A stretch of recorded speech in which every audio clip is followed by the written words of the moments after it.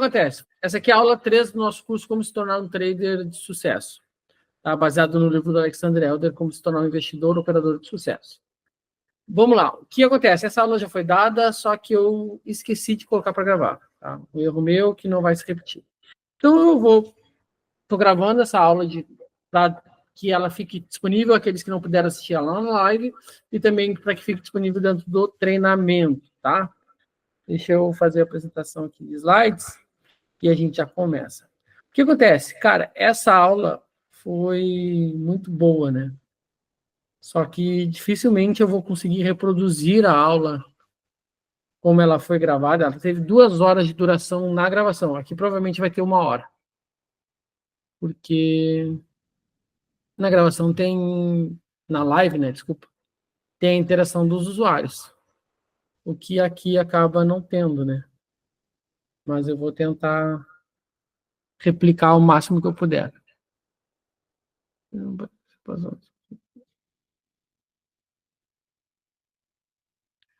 Não sei o que ele quer dizer, mas... Vamos lá. Ah, tá. Isso aqui.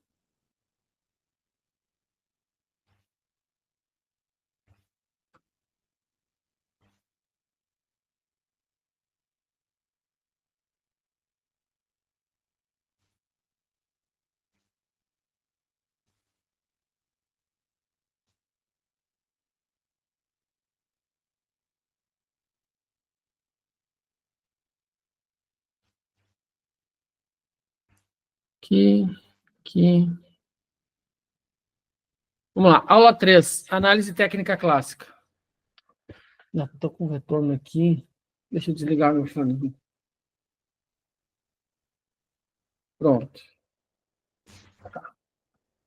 Vamos lá. Análise técnica clássica. Nós vamos abordar agora aqui a base da análise técnica. Tá? O que de mais simples e que funciona de fato tem. E eu vou passar para vocês também uma estratégia dentro disso aqui. Ok?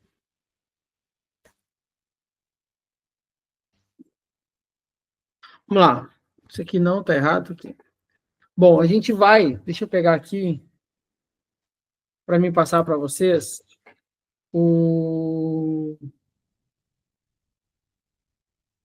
passar para vocês aqui o conteúdo dessa aula, que é muito importante, tá? Antes da gente começar ela de fato aqui. Eu vou ter que pegar isso lá atrás.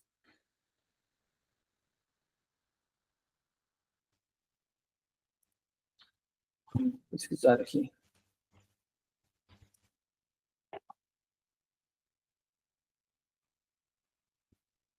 Eu já consigo mostrar para vocês tudo que a gente vai abordar nessa aula. Tá aqui. São 5 pontos, tá? O problema da análise técnica. Depois nós vamos falar sobre suporte e resistência. As 3 regras do trading. E aí eu vou passar um setup de falso rompimento. Tendência e faixas de operação. E uma recomendação de gerenciamento de risco, tá? Então, eu vou passar estes 5 pontos para vocês durante essa aula. Qual é o problema da análise técnica?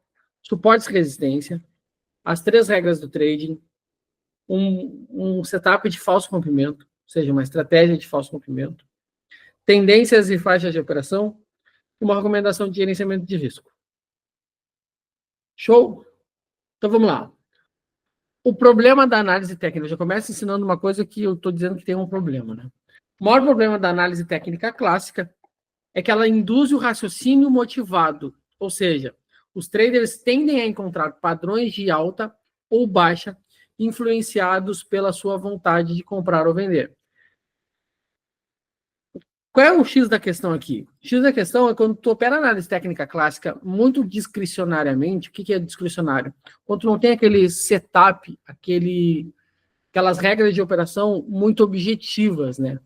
Quando tu opera neste formato, tu consegue encontrar pontos de compra e pontos de venda praticamente onde tu quiser.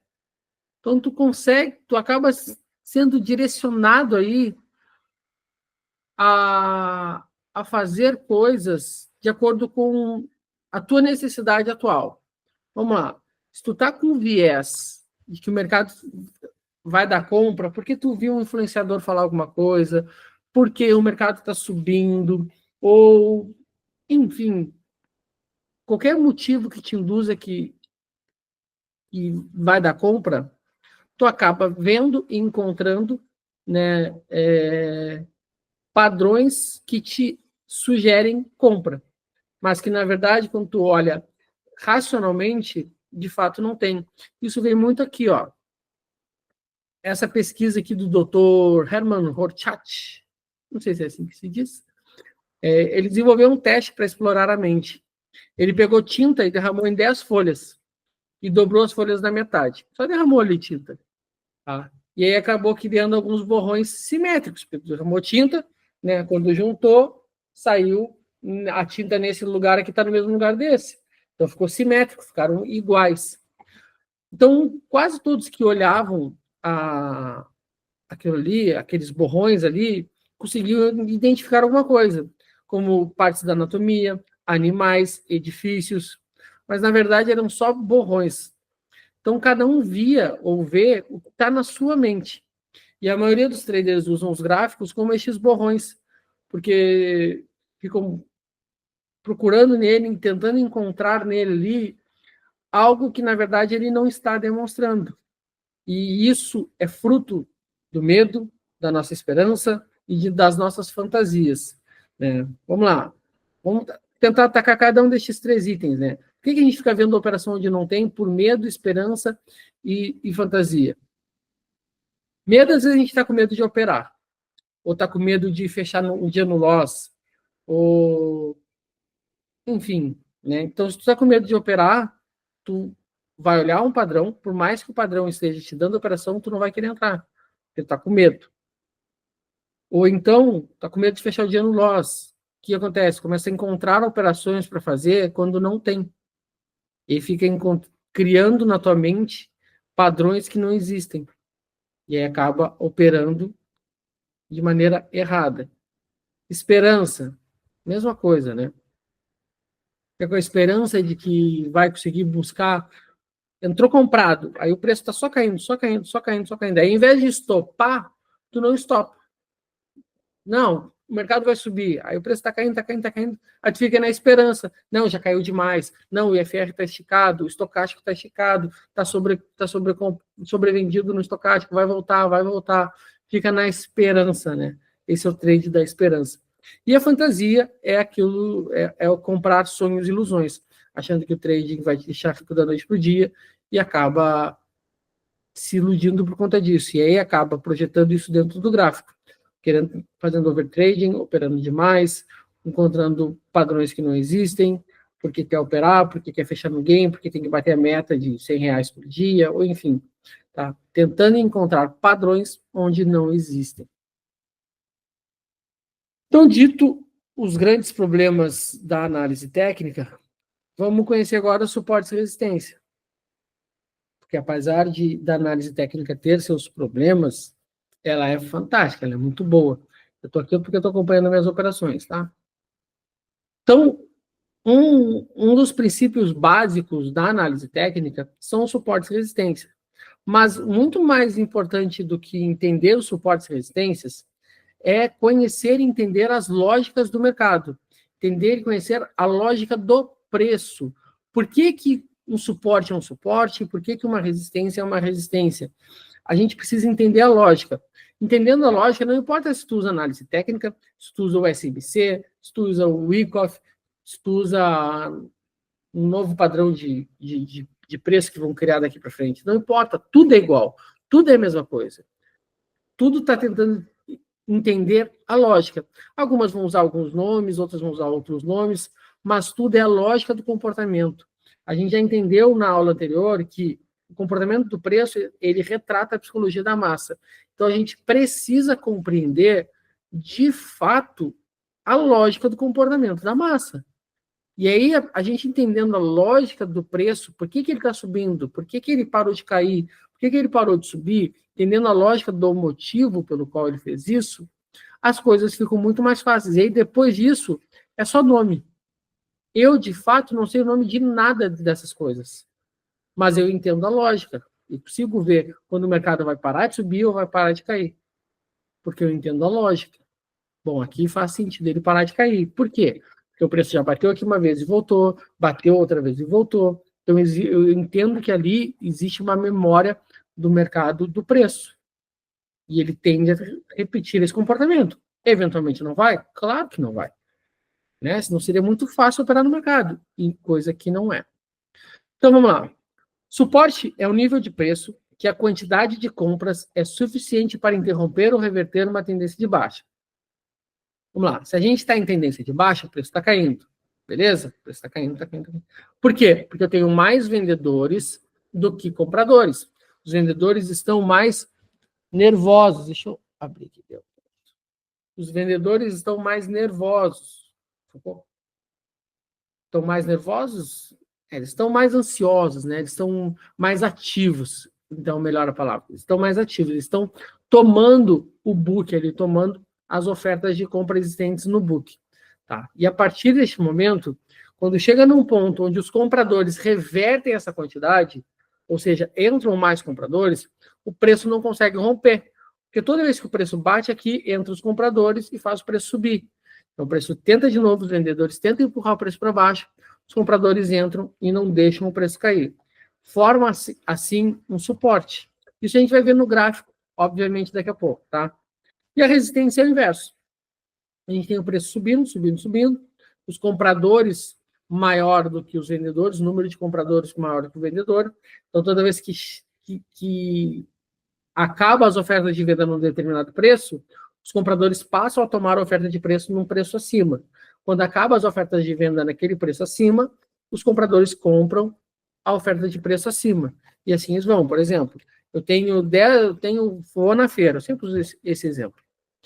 Fui na feira, e aí na feira queria comprar maçãs, mas eu queria comprar 100 maçãs. Cheguei na primeira, fiz uma pesquisa de preço e eu vi que tinha maçãs a 10, 11 e 12 reais. Aí fui lá no feirante que estava vendendo a 10 reais. Só que ele só tinha 50 maçãs. Eu comprei 50 maçãs a 10. Aí eu fui no feirante que estava vendendo a 11. E ele só tinha 30. Eu comprei 30 a 11. O que é isso? Quando acabaram minhas ofertas de 10, como tinha uma oferta de compra maior que a oferta de venda, eu tomei a oferta de 11. Como a oferta de compra ainda é maior que a oferta de 10 e de 11, que agora de 10 nem importa mais, só a de 11, eu vou para de 12. E se não atender a minha oferta de compra, eu vou para de 13. Até chegar a um limite onde ou eu não pago mais e eu paro de comprar e o mercado fica de lado, porque não tem vendedor e não tem comprador. Então o mercado fica de lado, andando de lado. Ou então vai ter uma oferta maior de venda. Ou chega, encosta um novo feirante vendendo a 12 reais ou 11 reais, só que ele tem 300 maçãs.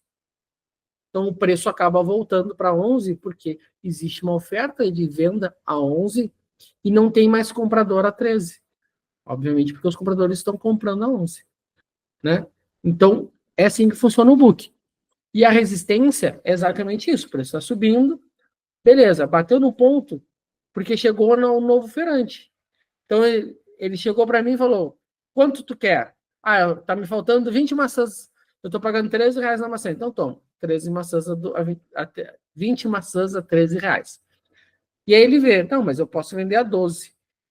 Porque ninguém mais está pagando 13. As pessoas estão indo lá, perguntam quanto é que tá a maçã. Ele fala, é 13. Aí as pessoas não compram. Então ele, bom, não estão comprando a 13, vamos ver se eu vendo a 12. Aí ele bota 12 reais, vem as pessoas, quanto é que tá a maçã? 12 reais. Ah, não, 12 reais eu compro.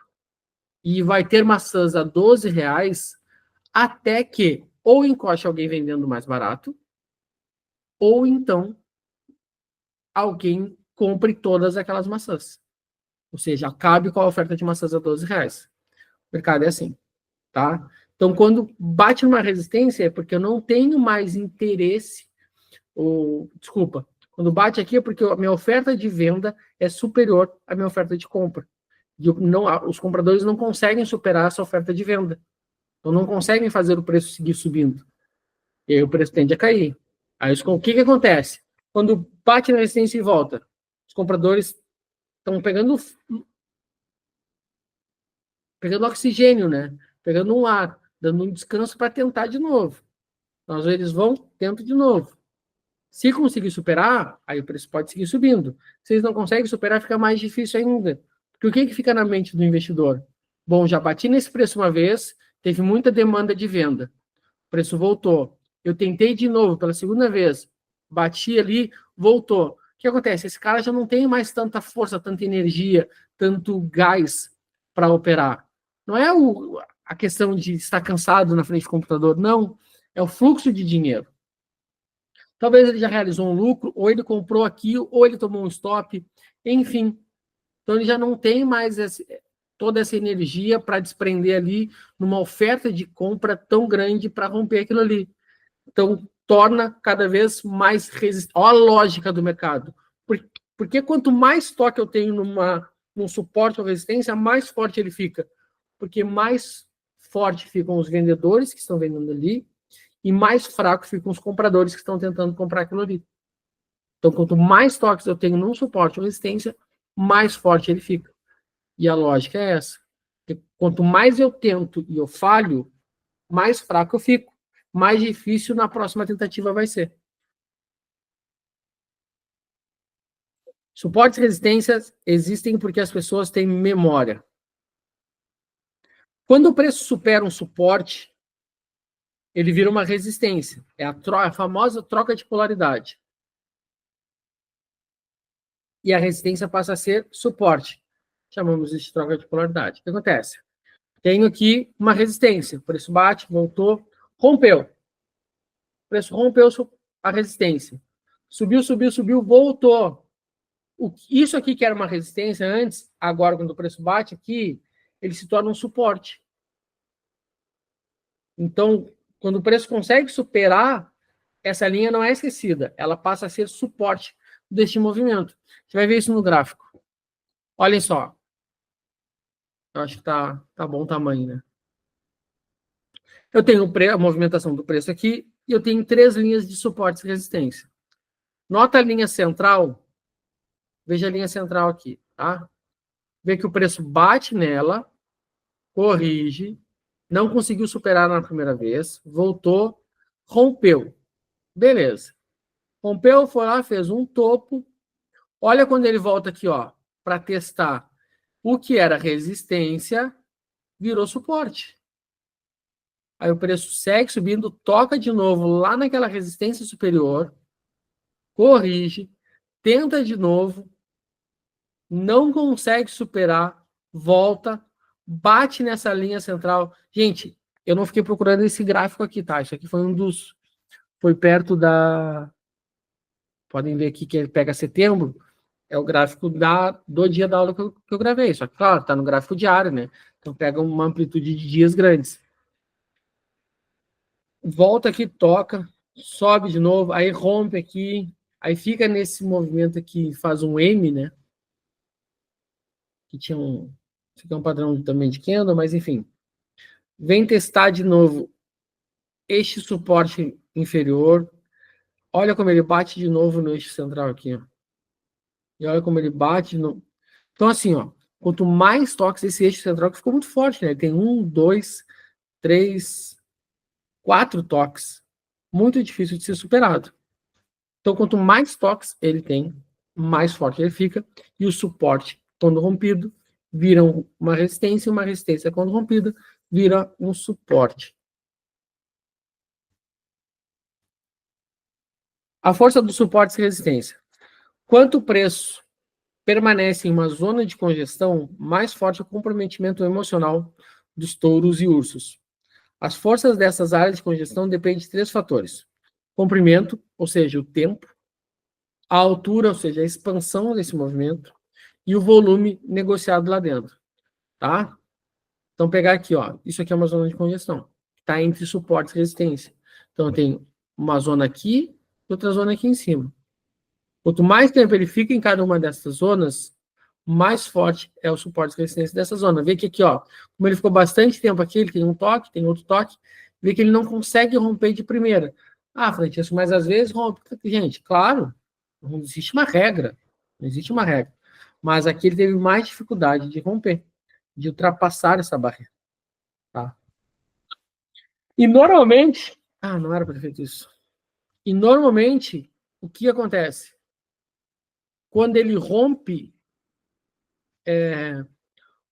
uma zona de congestão muito grande, quando ele rompe, normalmente ele faz um movimento muito grande e muito forte. Tá? Que eu chamo de... Eu chamo não, né? Olha, eu dando nome para as coisas. É conhecido como Power Breakout. Tá? É conhecido como Power Breakout.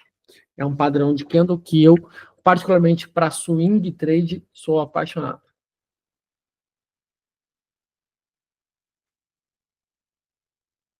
Galera, essa aula aqui eu tô gravando ao vivo, mas sozinho, tá?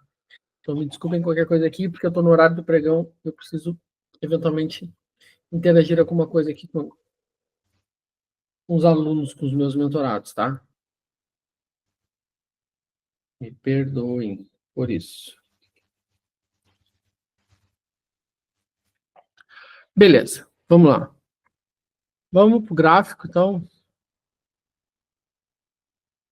para me mostrar para vocês alguns suportes de resistência. Deixa eu tirar isso aqui. Ok. Vamos lá. Como é que eu, Francesco, procuro suportes e resistências, gente? Eu gosto de procurar, primeiro, nos tempos gráficos maiores, tá? O que acontece? Suporte e resistência são mais fortes nos tempos gráficos maiores. Eles têm uma maior relevância, tá? Por que que tem maior relevância no tempo gráfico maior? Pegar um candle de 5 minutos, tu tem um volume financeiro. Se pegar um candle de 60 minutos, tu tem, teoricamente, um volume financeiro 12 vezes maior, né? Porque são 12 vezes 5 minutos. Então, tu tem maior volume financeiro. Logo, tu tem a aplicação da psicologia da massa, ou seja, tem a aplicação do comportamento muito maior, muito mais relevante do que no de 5 minutos. Ó a lógica. Então, um fundo ou um topo de mercado, onde eu tenho muito mais gente decidindo que aquilo ali de fato é um fundo, que aquilo ali é um topo, porque os vendedores chegaram naquela região, vamos imaginar um topo, os compradores não conseguiram superar aquilo ali, foram muito mais compradores nos 60 minutos do que os compradores dos 5 minutos, teoricamente. Não necessariamente 12, porque tem os compradores que pegaram do início até chegar ao topo, mas neste topo aqui tem muito mais, tá?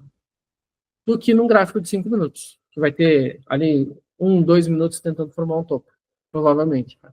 Então a gente sempre olha, eu sempre faço isso, quando eu vou buscar suportes e resistências para definir meu operacional, eu vou buscar nos tempos gráficos maiores para operar nos tempos gráficos menores. Como é que eu gosto de fazer?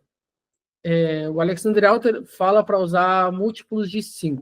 Então, se eu vou operar no 2 minutos, eu vou usar 2 vezes 5, 10. Então, vou usar os 10 minutos e 10 vezes 5, 50. 50 minutos. Ele ainda não chegou nessa parte do triple screen, mas é assim que ele gosta. É assim que ele ensina. Então, eu já vou usar esse. Eu gosto de traçar nos 60 minutos, ao invés de nos 50, mas eu vou usar os 50 agora aqui. Tá? Eu já tenho alguma coisa que eu tracei aqui ontem, na live com vocês, ó. Ontem eu fiz uma livezinha ali, meio surpresa. Ver que ele já abriu testando essa resistência aqui, né?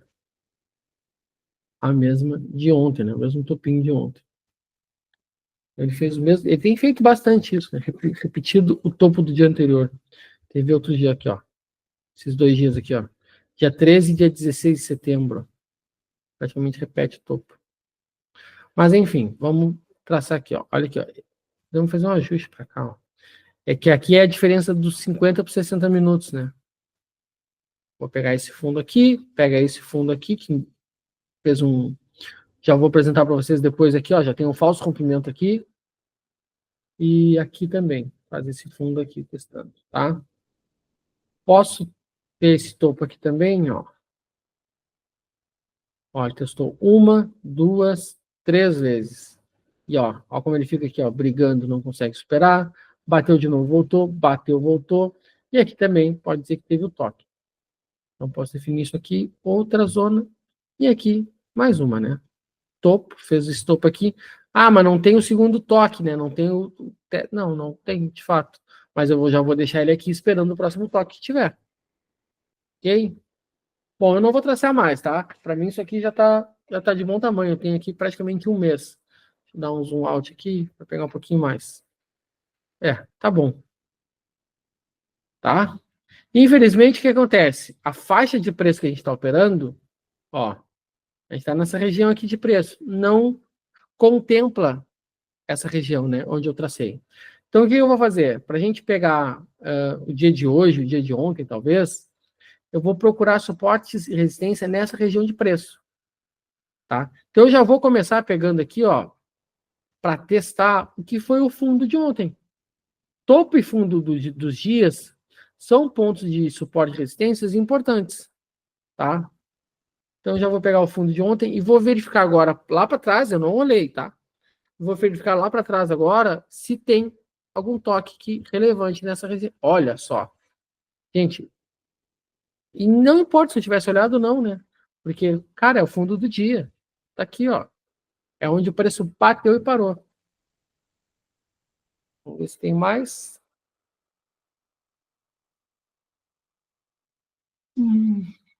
Que ele ignorou. Ele até trabalhou aqui, né? Mas tô com um zoom out muito grande.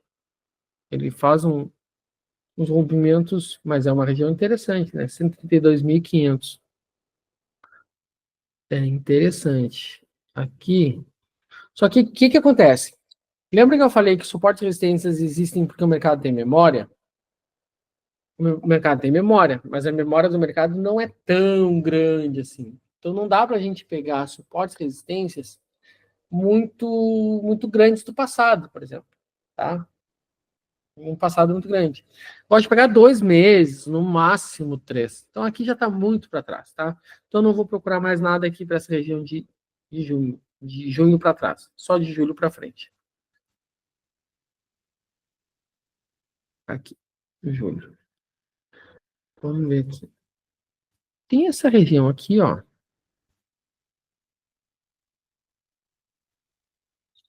Eu tô gravando no notebook, e o notebook só tem duas entradas USB. Eu tô com uma na câmera, outra no microfone, e eu não sou bom no mousepad. Mas aqui, ó. Bateu, voltou, aqui testou de novo, bateu, voltou, aqui bateu e parou. Ele não volta, porque abre no outro dia já com gap, mas é uma boa região, tá? E é isso. É o que a gente tem. Cara, próximo do preço que ele está trabalhando hoje, eu só tenho essa região aqui de 132.500, que é onde ele está agora. Inclusive, deixa eu avançar agora para o gráfico de 10 minutos. O que eu posso ver aqui? Ó? Eu já posso ver o setup que eu vou ensinar para vocês. Quase, né? Quase. Vamos por 2 minutos aqui. Ó, no 2 minutos tem. No 2 minutos eu tenho um falso comprimento.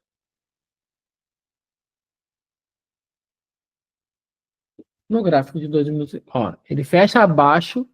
Só que o que eu quero para esse falso rompimento? Depois eu vou passar esse setup para vocês. Mas primeiro eu quero passar a, a busca por suportes e resistência. Ó, joguei no gráfico de 10 minutos agora, eu vou dar uma filtrada naquele suporte e resistência que eu tracei no 60 ou no 50, né? Vou dar uma filtrada, vou ver se eu encontro mais alguma coisa dentro dos 10 minutos.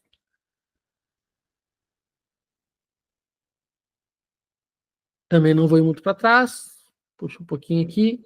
Me parece que não tem mais nada aqui de tão relevante nos 10 minutos que já não tenha sido traçado nos 60.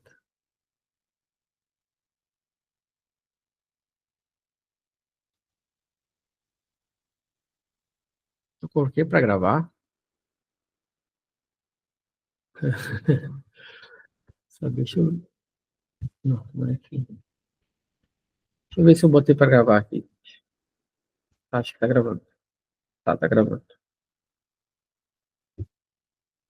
A memória é fantástica. Então tá. Tracei suporte e resistência. Vou lá para 60 minutos. Busco. Francesco, para que serve o suporte de resistência? Galera, tu vai usar suporte de resistência para definir um alvo, um ponto de entrada. Eu vou passar agora um setup para vocês, uma regra de operação que tu pode usar suporte de resistência. Tu vai usar suporte de resistência para definir se tu vai entrar numa operação ou não. Digamos que eu quero vender, fazer uma venda agora, tá? Ah, tem uma venda aqui em cima, aqui, ó, 136.700, tá? Aqui. Vamos dizer que eu queira vender aqui, tá? Só deixa eu tirar aqui da conta real para mim não fazer bobagem com meus robôs.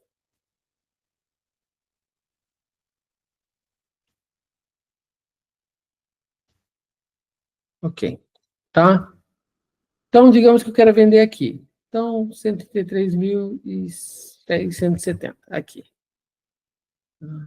Pai. Vamos só supor.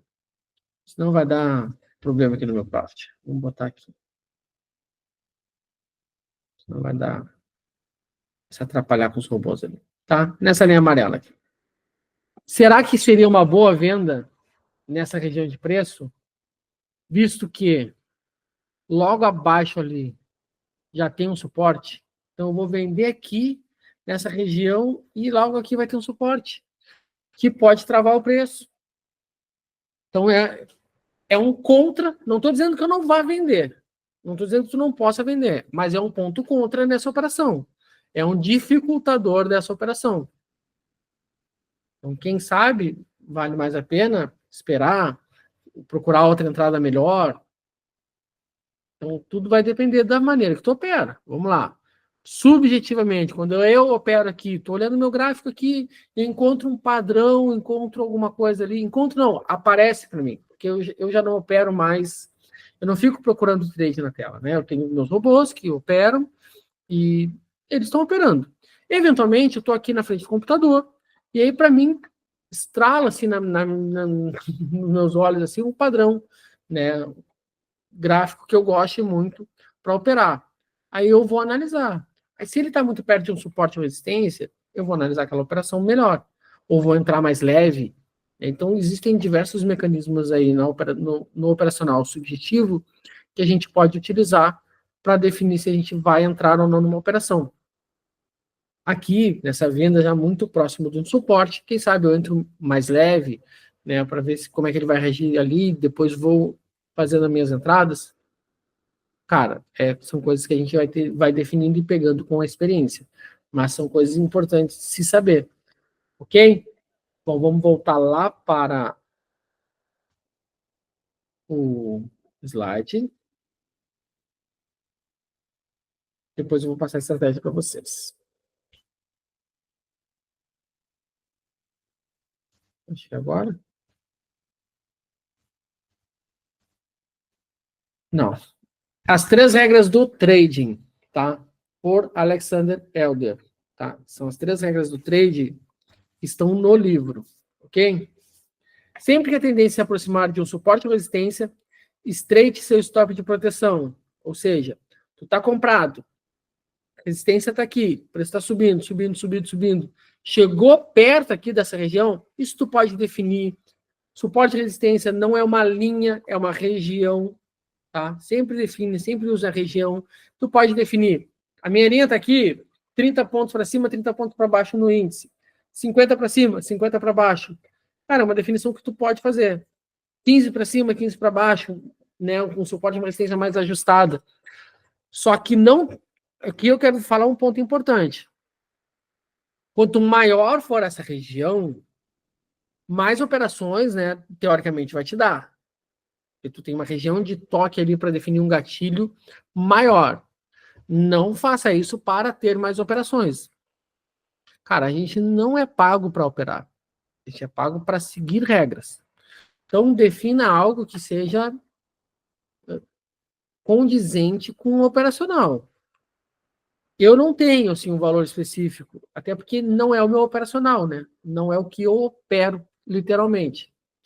Então, como eu faço muito eventualmente uma outra operação, eu não tenho essa regra definida porque eu faria testes, tá, para definir qual é o melhor valor. Porque chegar aqui e cagar uma regra sem dados é muito fácil, mas não é o que eu sou. Não chego aqui e digo para vocês, olha, o padrão gráfico tal é muito bom. Funciona muito bem. Ah, funciona, Francesco? Quantos por cento ele funciona? Aí tem lá, acho que é do Tom Brooks. Esqueci agora o nome do autor, ele tem um livro sobre análise técnica explicada. Esqueci agora o nome do autor, cara. Deixa eu pegar aqui. Al Brooks, me lembrei. O nome do livro é Análise Técnica Explicada. E o Al Brooks, se não me falha a memória, é ele. Tem um site que tem o percentual de acerto e de quanto anda cada padrão gráfico, cada padrão de candle. No livro Análise Técnica do Mercado Financeiro, do John Murphy, também tem. Não sei se é nesse daqui ou se é no do Flávio Lemos, ou se é nos dois. Tá? Também tem o percentual de acerto. Só que o que acontece? Cara, um padrão gráfico funciona de maneira diferente em diversos tipos de ativos diferentes. Então, não adianta te dizer, o triângulo funciona 70% das vezes. Testou isso aonde, Francisco? Testei nas ações da Petro. Vai olhar nas ações da Vale, funciona 25% das vezes. É assim que funciona. Pegar uma regra operacional, uma regra de trading, ela vai funcionar para o índice e não vai funcionar para o dólar na maioria das vezes. Porque são comportamentos diferentes. São players diferentes. Se os players que estão operando são diferentes, se as funções de cada ativo são diferentes, o comportamento da massa daquele ativo vai ser diferente. Olha a lógica. As pessoas que operam índice por um motivo. As pessoas que operam dólar na grande maioria por outro motivo. E aí eu não estou falando do trader que está operando só para ganhar dinheiro. Falando dos grandes instituições que estão operando ali por outros motivos. Hedge, uma proteção, eventualmente um trading, mas está se baseando em outros fatores para definir aquela operação. Então a gente precisa sempre olhar para a lógica. Seguindo aqui, então sempre que a tendência é se aproximar de um suporte de resistência, a gente estreita o nosso stop de proteção, ou seja, está chegando lá perto, definir 25 pontos, tá? Seria um valor que eu recomendaria, 20 a 25 pontos. Tá chegando lá perto, cara, eu vou procurar um ponto de stop mais próximo. Vou botar meu stop para zero, ou então vou ajustar meu stop na mínima do candle. Eu vou procurando me proteger, porque pode ser que o preço bata lá e volte. Ou eu faço uma parcial. Eu vou procurar esse tipo de proteção. Suportes e resistências são mais importantes nos gráficos maiores do que em gráficos de curto prazo. Já bati nessa tecla aqui. Níveis de suporte e resistência apontam oportunidades de trading, tá? Já falei disso e é o que a gente vai ver agora com o nosso setup de falso rompimento. Aqui, esse setup aqui é do Alexander Elder, tá? Sempre que a tendência é se aproximar de um suporte resistente, a mesma coisa.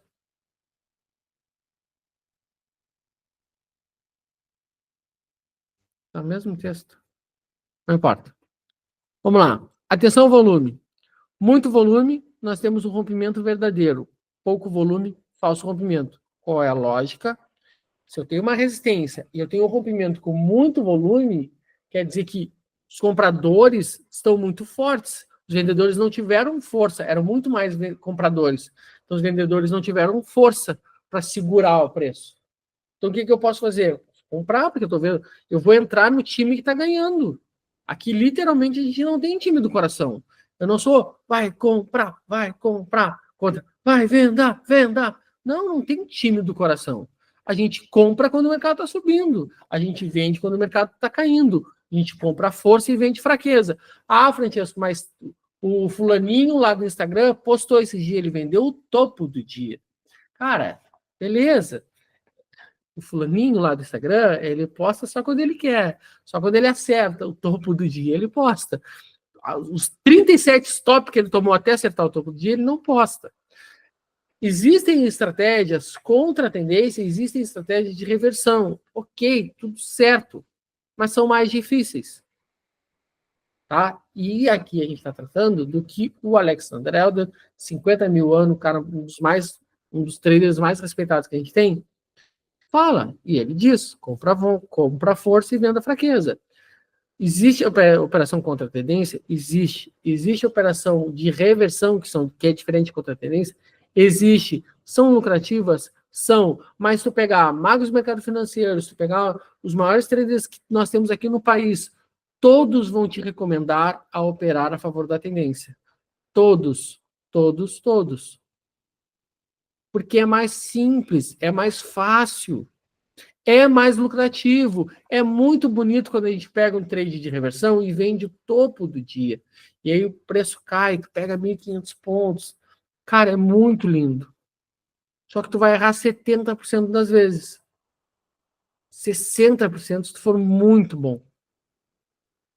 Então é mais difícil.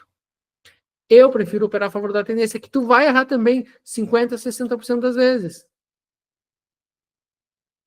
Cara, não se iluda. Taxa acerto de 70%, 80% é ilusão. Tá? Francisco, mas tu tem estratégia robô que acerta 80%, 85%? Tenho, mas tem o payoff baixinho. O que é o payoff, né? Quando eu perco bastante. Quando eu ganho pouco. Não são boas. Não são grandes estratégias. Não são fantásticas. As melhores são as de tendência. Minhas melhores estratégias que dão mais dinheiro. E eu tenho só na minha conta real 30, tá? Só na minha conta real eu tenho 30 estratégias. As melhores são as de tendência. Não tem discussão. Não tem discussão. Tá? Tá testado. Lembra que eu falei? Só trago uma coisa testada, validada? É os dados. Estratégia contra a tendência é boa. E aí, por que eu tenho estratégia com payoff baixo? Por que eu tenho estratégia contra a tendência? Contra a tendência não. Contra a tendência. Por que eu tenho esse tipo de estratégia? Porque eu monto portfólios. Então, são estratégias que, alinhadas com as outras, acabam entregando um bom resultado. Mas, seguindo aqui, porque este não é o foco da aula. Setup de falso rompimento. A gente vai prestar atenção no volume, só que eu quero mostrar uma coisa para vocês sobre o volume, tá?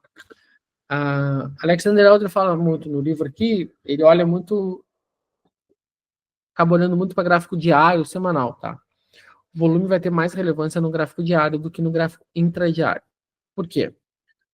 Porque o volume no gráfico intradiário acaba nos enganando um pouco por conta dos eventos que acontecem no dia. Eu vou mostrar isso para vocês.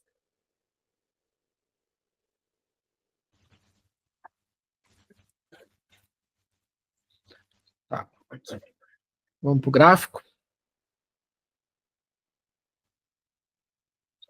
Olha só. Estou no gráfico de 60 minutos aqui. E eu estou com o meu volume financeiro aqui. Vocês conseguem encontrar um padrão nesse volume financeiro? Sim, né?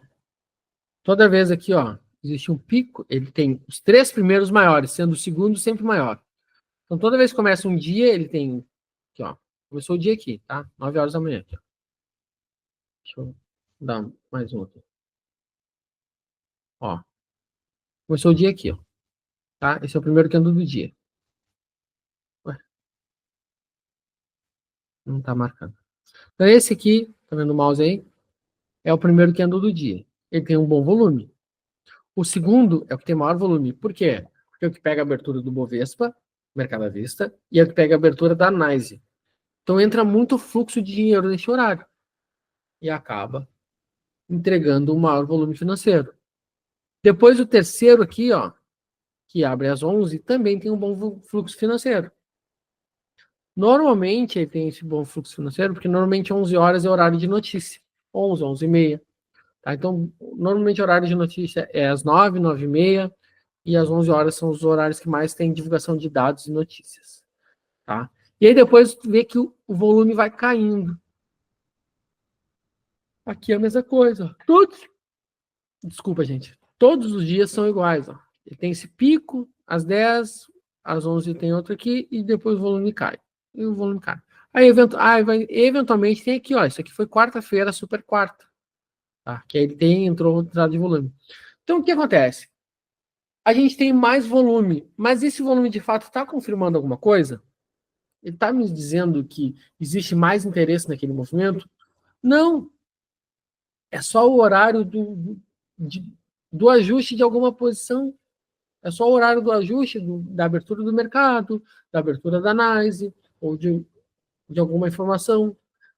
Então, o volume intradiário, ele é diferente. tem que olhar ele com um ar mais crítico, tá? Se eu pegar o gráfico de 10 minutos, vai ver que também, ó, ele tem esse comportamento muito parecido. Então, eu não posso pegar o candle das 10 horas, e só porque ele tem um volume muito maior que os outros, entender que, ó, esse aqui é o das 10 horas, tá? Das 10h30, desculpa. Entender que eu tenho muito mais volume comprador e o preço vai subir, porque, nossa, o Frederico falou que aqui é a psicologia da massa, então tem muito mais compradores, então é para cima o mercado. Não, porque esse volume aqui não está dizendo nada. Não está dizendo nada. Então, eu vou dar menos, não vou dar tanta importância para isso, pro volume, nestes casos, nestes horários. Onde é que eu vou dar interesse? Aqui, ó, que ele foge do padrão. Se não teve uma notícia aqui às 11h30, se não teve uma notícia aqui às 11h30, aí eu posso dar mais importância e relevância para este candle. E aí vamos olhar o candle ali. Cadê? Ó, aqui, esse aqui.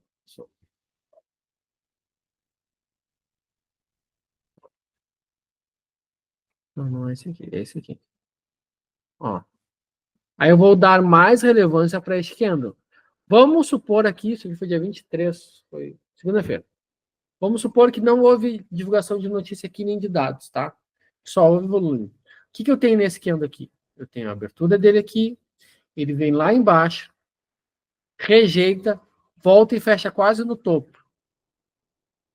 Bom, eu tenho aqui, ó a lógica.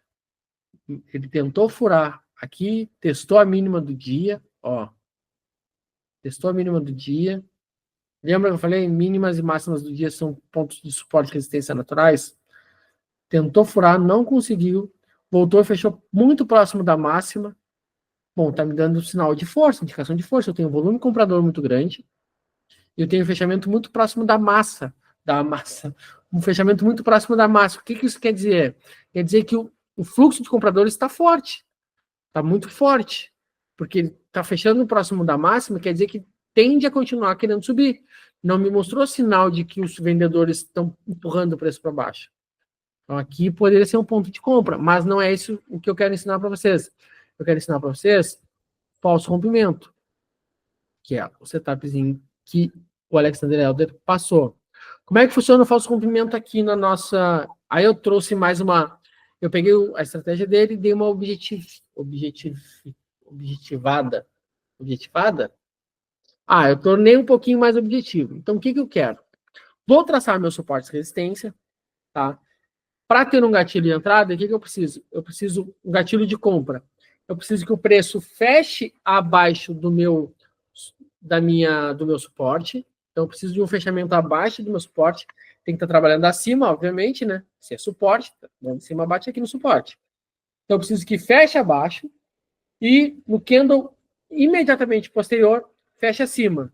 Então, ele fecha abaixo, fecha acima. É quem já conhece o fechou dentro, fechou fora do banda de Bollinger, que não funciona, tá? Não funciona esse setup. Mas vamos lá. Fechou abaixo, fechou acima, tem que comprar na máxima, tá? Este é o setup do falso rompimento, porque ele tentou furar aquele suporte e imediatamente os compradores entraram comprando. Pode confirmar com volume? Pode confirmar com volume. Mas o setup é esse. Aqui, ó. Aqui a gente teria, neste exato momento aqui no gráfico de 10 minutos, ó. Deixa eu inserir, aumentar o zoom. Sem mouse é ruimzão de operar. De mostrar as coisas para vocês.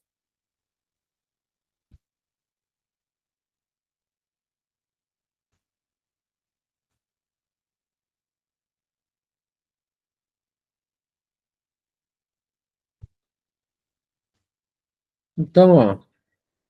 Ele não fecha esse candle aqui, ó. Por que não pega, não tá pegando a minha seta? Não sei. Enfim. Esse candle aqui.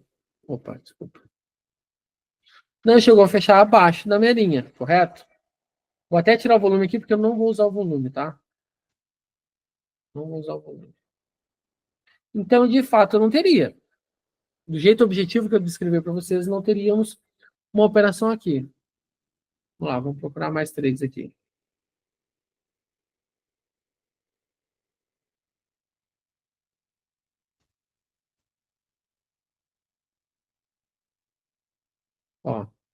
Aqui foi a mesma coisa, ó, que eu falei aquela hora. Ó, o preço veio, testou, fechou acima. Olha o que ele faz depois. Só que dentro do setup que a gente está definindo, não teria esse trade, né? Mas eu posso interpretar, sendo subjetivo, eu posso entender que isso aqui, ó, foi uma rejeição, foi um falso rompimento. Mas eu quero fechamento abaixo. Porque quando eu boto que a sombra, quando eu aceito a sombra, eu estou abrindo um leque muito grande de operação. Então eu quero filtrar mais, procurar só as melhores. Então eu vou aceitar, eu quero um fechamento abaixo. Tá? Não só a sombra do candle.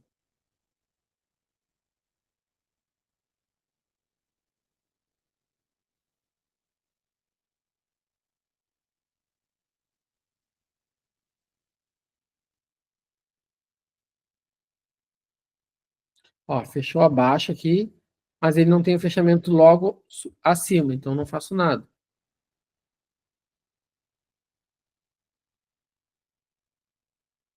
Mesma coisa. Aqui, ó. Ele fecha abaixo aqui, fecha acima, tem o compra na máxima. Não acionou a compra, não teve força. Tu vê que ele, o próprio candle aqui já está mostrando que ele está mais sem força, ó. Ele vai lá, faz uma máxima, os vendedores esmagam, trazem preço de volta para baixo. Ele não consegue fechar lá em cima. Já uma demonstração um pouquinho, um sinal de que não está com tanta força. Claro que isso aqui por si só não quer dizer muita coisa, mas é um sinal. A gente vai juntando os sinais e vai chegando à nossa conclusão de entrar ou não numa operação. Vamos lá. Vamos procurar aqui sinais. Na gravação da aula eu fiz no gráfico de 2 minutos. Voltou lá para frente. Ó, aqui ele fechou acima, mas o candle seguinte não fecha abaixo. Eu precisava que este candle aqui, ó, das 15 horas, fechasse abaixo. Não fechou. Aí o outro fechou abaixo. Tu pode definir na tua regra operacional aí, que se tu aceita esse candle aqui ou não. Dentro do que eu estabeleci, eu não aceito. Então, também não faço nada. Rompeu para cima, rompeu para baixo. Nada a fazer.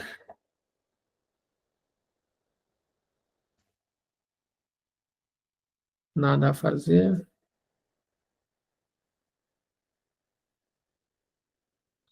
Aqui deu compra. Ó. Fechou abaixo, fechou acima. Tem uma compra no rompimento desse candle. O stop no fundo do candle.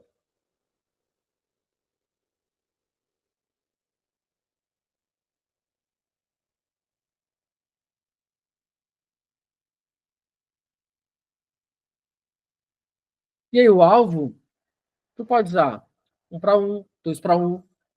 O alvo pode ser lá na próxima resistência, ou seja, lá no 136.270. Tu pode inserir aqui uma média, uma média de 21 aqui, e buscar teu alvo na média, fazer uma parcial na média. Médias móveis são suportes de resistência, Francesco? Vou dar minha opinião, tá? Não. Na minha opinião, não. Mas tu pode tratá-los como tal. Por que não e por que eu posso tratar como tal? Porque olha só, galera, média de 20, de 200 períodos, seja qual for, eu tenho centenas delas. Eu tenho a média de 20 ou a de 200, ou qual for a média, no gráfico de 2 minutos, que vai operando de 2, tem no de 5. A média de 200 no gráfico de 2 minutos é diferente da média de 200 no gráfico de 5, que é diferente da mesma média de 200 no gráfico de 10 minutos, que é diferente da mesma média de 200 no gráfico de 60 minutos. Quer ver uma coisa aqui, ó? Inserir indicador. Eu botei uma média de 21, né? Média. Eu vou inserir a média móvel de 21 também, aqui, ó. Média móvel de 21. Só que eu vou inserir agora do gráfico de 60 minutos. Tá? Eu estou inserindo aqui, ó. Número de períodos da média, 21. Utilizar tempo personalizado. Eu vou ver no gráfico de 10 a média do gráfico de 60. Ok? As duas médias são de 21 períodos. Só que essa superior aqui é a do gráfico de 60. Então, tá vendo como eu tenho valores diferentes para a mesma média? Não faz sentido, porque eu teria suporte de resistência em tudo quanto é região do gráfico. Toda a região do gráfico seria um suporte de resistência. Porque o preço sempre vai estar em alguma média. Ou vou estar na média de 72 dos 60, ou na média de 20 dos 15, ou na média de 9 exponencial do diário. Cara, sempre vai ter uma média. Então, se for tratar a média como suporte, não faz sentido. Mas, se tu vai usar isso para definir a tua estratégia, o que vai acontecer? Tu vai testar. Então, tu vai testar se a média de 21 no gráfico de 5, de 10, de 2 minutos, o gráfico que tu opera, se ela, neste gráfico, pode funcionar como um suporte de resistência. E tu pode, inclusive, operar o falso rompimento neste tipo de estratégia, na média. Tu pode operar um falso rompimento na média. Pode. Tá? Na aula que a gente fez lá, gravada, toda hora eu falo isso. Na aula que a gente fez ao vivo com os alunos ali, eu mostrei, inclusive. Tá? Então aqui ele deu a compra, vê que aqui ele chega perto de estopar, não estopa, depois o preço dispara, né? Que a operação andou até esse ponto aqui, 400 pontos mais ou menos, 400, 500 pontos. Tá? Então aqui é um exemplo de uma operação que poderia ter sido feita. A frente estava muito próximo da média. Aí tu vai avaliar, se tu vai entrar nessa operação, se tu vai entrar mais leve. Ah, não, minha mão é 4 contratos. Ah, vou entrar com a metade, vou entrar com 2, vou entrar com 1, vou entrar com 3. Enfim, vai definindo. Seguindo. Vamos ver se a gente acha outros aqui. O gráfico de 10 minutos não mostrou muitos padrões, né, pra gente, infelizmente. Na aula a gente encontrou diversos padrões lá no dia. Aqui a gente está encontrando bastante a sombra, né? Eu vou migrar, gente, para o gráfico de 2 minutos, então, aqui. Para ver se a gente encontra mais. Ó, no gráfico de 2 minutos, fecha abaixo aqui, poxa, por pouquinho, né? Fechou abaixo também, aqui ele fecha acima. Teria dado uma compra aqui, uma boa compra. Vamos procurar outros gatilhos aqui. Opa. Ó, fechou abaixo. Deixa eu ver se fecha acima aqui. Fechou abaixo, fechou acima. E o bom do gráfico de 2 minutos aqui, eu tenho aqui 70, 80 pontos de stop. Andou 290. Da entrada para a média, 145, 140 pontos. Só da entrada para a média a gente tinha mais do que 1 para 1. Então fez uma parcial na média e define um alvo mais para frente, 2 para 1, 3 para 1, ou tenta levar até a próxima resistência. Então aqui já mostrou uma boa entrada. No gráfico de 2 minutos a gente vai encontrar mais operações e com stops menores, né? O que é muito bom, por isso que eu gosto do gráfico de 2 minutos para esse tipo de operacional. Não por ter mais operações, mas por ter um risco menor.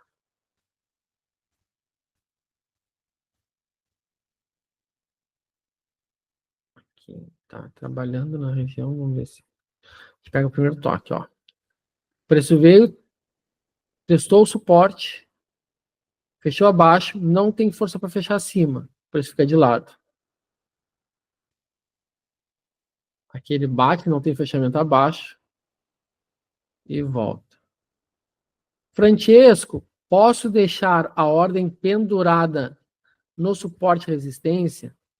Por exemplo, deixa eu pegar um exemplo aqui. Aqui. Ó. Não, o preço rompeu, né? Aqui. O preço está trabalhando aqui em cima, tá? Vamos puxar mais para cá. O preço está trabalhando aqui. Aí está caindo, né? Está caindo, caindo, está caindo. Eu deixo uma ordem aqui no 135 mil. Eu deixo uma ordem aqui de compra. Posso fazer isso? Posso ter operar suporte e resistência dessa forma? Aí já não é o falso rompimento, né? Aí eu estou operando suporte e resistência de fato. Pode, desde que tu teste e que tu tenha um stop. Como é que pode ser esse stop? Tu vai definir um stop financeiro, Então, tu vai usar sempre um stop fixo, 150 pontos, 200 pontos. Ou tu vai esperar esse candle que vai pegar a tua entrada, fechar. Então, tu tá com a ordem aqui, o preço está trabalhando aqui em cima, pegou. Espera esse candle fechar, ele vai para cima, para baixo, para cima, para baixo. Espera esse candle fechar. Quando esse candle fechar, tu vai botar teu stop na mínima desse candle. 97% das vezes, tu vai ficar com o stop ali pequeno, de 50, 80 pontos. Mas, eventualmente, o mercado pode dar um porraço. Então, o que eu, Francesco, recomendo? Entra nessa operação, mas entra com uma ordem oco. O que é a ordem oco? Quando tu bota a tua ordem para entrar, tu já tem uma ordem de gain e uma ordem de stop, que vão entrar no mercado somente quando essa primeira ordem for acionada. Então, eu tenho a minha ordem principal aqui, uma ordem acima, uma ordem abaixo. Essas duas aqui, a de cima e a de baixo, são fantasmas, elas não existem. Até que essa aqui, a principal, a ordem de entrada, seja acionada. Quando a ordem de entrada é acionada, essas duas entram. E aí, no momento que essas duas entram, quando uma é acionada, a outra é excluída. Então, tu entra com uma ordem ali de 300, 400 pontos, só por segurança. E aí, fechou o candle, tu ajusta esse stop para a mínima desse candle, ou 5, 10 pontos abaixo da mínima. É assim que eu faria. Tá? É assim que eu faço quando eu faço esse tipo de operação. Quando é que eu faço esse tipo de operação? Na abertura do mercado. Definir suporte e resistência. Cara, estou com suporte e uma resistência muito boas aqui, muito fortes nos últimos dias. Beleza. Pô, o mercado abriu com gap, alguma coisa, está perto dessa região. Aí eu deixo uma ordem lá, boto stop lá em cima, faço isso. Tá? É talvez um dos trades assim subjetivos que eu mais faço. Ó, aqui fechou abaixo, fechou acima, mas não tem gatilho de compra acionado. Aqui, esse aqui é o último modelo que eu vou mostrar para vocês, ó. Fechou abaixo, fechou ligeiramente acima e ainda fecha acima da média. Espetacular. Compra, stop na mínima e leva 2 para 1, 3 para 1 até a próxima resistência. Ok? Acho que mostrei bastante exemplos, tá? Se tiver dúvida, quiser mais exemplos, a gente faz. Se tiver que marcar uma live só para mostrar isso, a gente marca. Mas acho que ficou bem simples, né? O setup, é bem claro. Então, passei o setupzinho. Vamos seguir aqui, porque não parou, não acabou. Vamos lá, apresentação de slides, do começo do slide atual. O mercado está rolando aqui, aparentemente estou tomando um calor. Vamos lá. Foi, meu filho.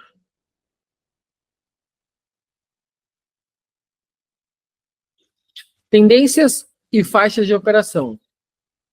Para identificar uma tendência, analise o padrão de máximas. Aqui ele te dá 4 formas de analisar a tendência.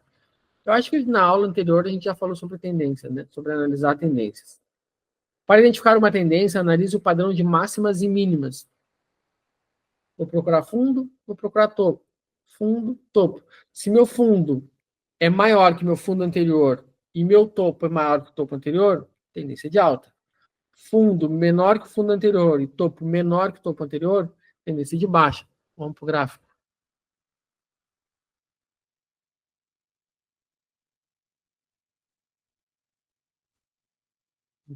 Peço um pouquinho. Não, não out. Tá? O que eu tenho aqui, ó? Tem. Aqui. Isso aqui não é um topo? Não, fundo. Isso aqui não é um topo? Esse topo não é menor que o topo anterior? Esse fundo não é menor que o fundo anterior? Então, tendência de baixa.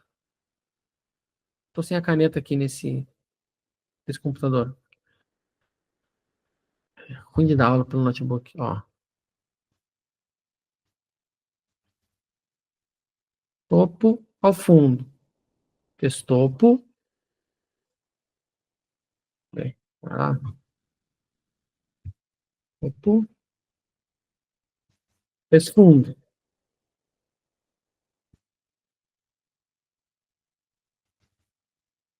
Topo. Fez fundo.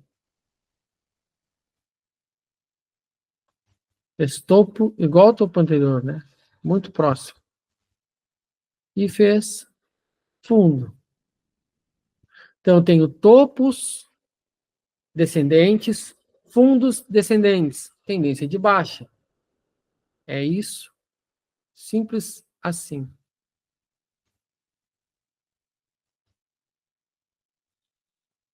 Segunda forma que ele ensina a gente a identificar a tendência é usando uma média exponencial de 20 a 30 períodos.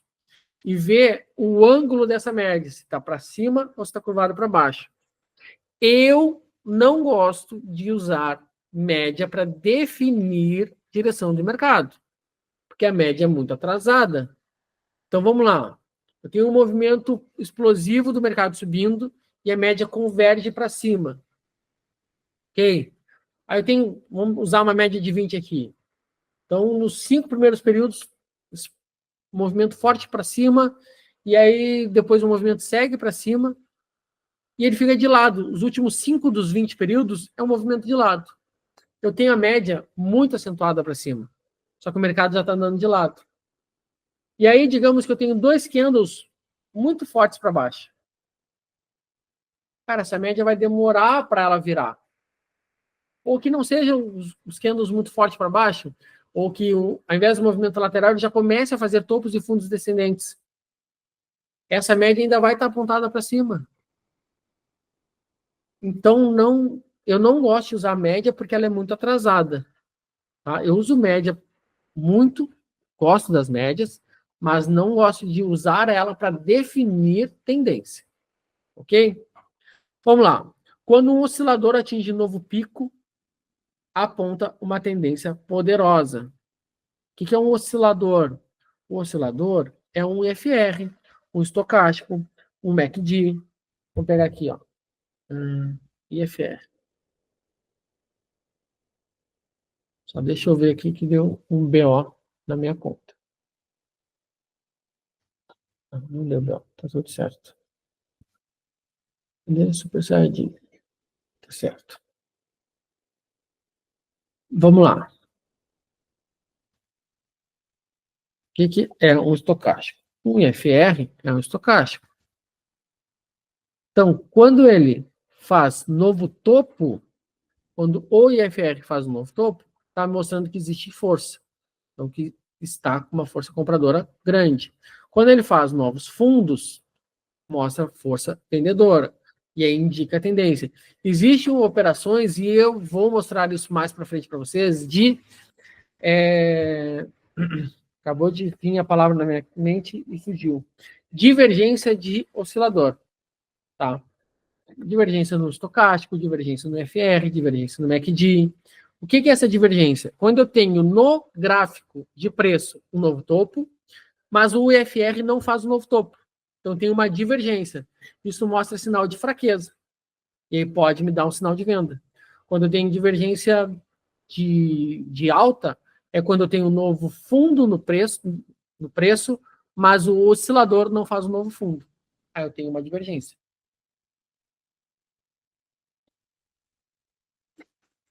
Posso operar isso tranquilamente. Ok? Vamos lá. E aí depois existe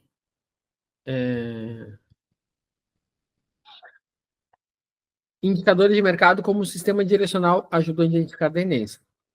Cara, eu não vou falar sobre o sistema direcional aqui, porque tem aulas que vão abordar o sistema direcional mais abrangente. Tá? Então, nem vou entrar muito aqui. Mas um outro indicador aqui que pode ser usado, que está dentro do sistema direcional, é o ADX. Nem vou mostrar ele, nem vou falar dele aqui. Se quiser, tu pesquisa, tu procura, porque a gente vai falar muito dele mais para frente. Tá? E aqui o que eu falei para vocês lá no início, tá? Em tendências, você compra quando o mercado está subindo e vende quando o mercado está caindo.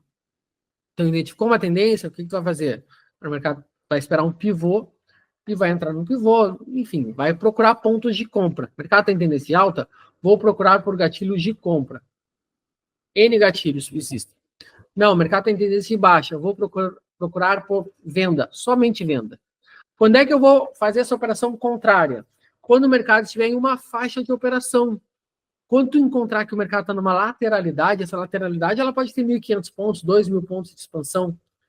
Então, quando o mercado estiver nessa zona de congestão, nessa lateralidade, aí tu sim, tu vai vender o topo, tu vai buscar operações de venda no topo e vai buscar operações de compra no fundo. Mas primeiro tem que identificar se o mercado está em tendência ou se o mercado está lateral. Como é que eu identifico isso? Acabamos de ver como é que eu identifico uma tendência. Tu vai fazer isso no tempo gráfico maior e vai buscar operações no tempo gráfico menor.